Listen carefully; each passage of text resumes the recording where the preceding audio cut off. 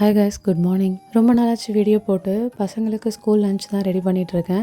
Voice கொஞ்சம் சரியில்லை, கொஞ்சம் அட்ஜஸ்ட் பண்ணிக்கோங்க. இன்றைக்கி அவகாடோ சப்பாத்தி தான் பண்ண போகிறேன். அவகாடோவில் நிறைய கிரேட் பண்ண ஜிஞ்சர், ஜீரா, சால்ட்டு, லெமனு, அதோட சேர்த்து மொசரலா சீஸ் ஆட் பண்ணிக்கிறேன்.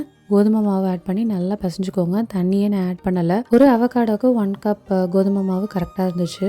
அவகாடோ சப்பாத்தி ரொம்பவே சாஃப்டாக இருக்கும். ஸோ நம்ம எந்த மாதிரி மாவு பசைஞ்சாலும் சரி, சப்பாத்தி நல்லா சாஃப்டாக சூப்பராக இருக்கும். டேஸ்ட்டு வந்து ரொம்பவே நல்லாயிருக்கும். பிரேக்ஃபாஸ்ட்டுக்கு சத்து மாவு கஞ்சி, ஸ்நாக்ஸுக்கு இன்றைக்கி ஆரஞ்சு தான் கொடுக்க போகிறேன். இந்த மாதிரி 2ஆக கட் பண்ணி கொடுத்திங்கன்னா சாப்பிட்றதுக்கு ரொம்ப ஈஸியாக இருக்கும். இந்த சப்பாத்திக்கு சைட் டிஷ்லாம் நான் எதுவும் பண்ணலை. ஆனால் வந்து ப்ராக்லி மட்டும் அவனில் வந்து ஒரு 2 மினிட்ஸ் வேக வச்சு எடுத்துக்க போகிறேன்.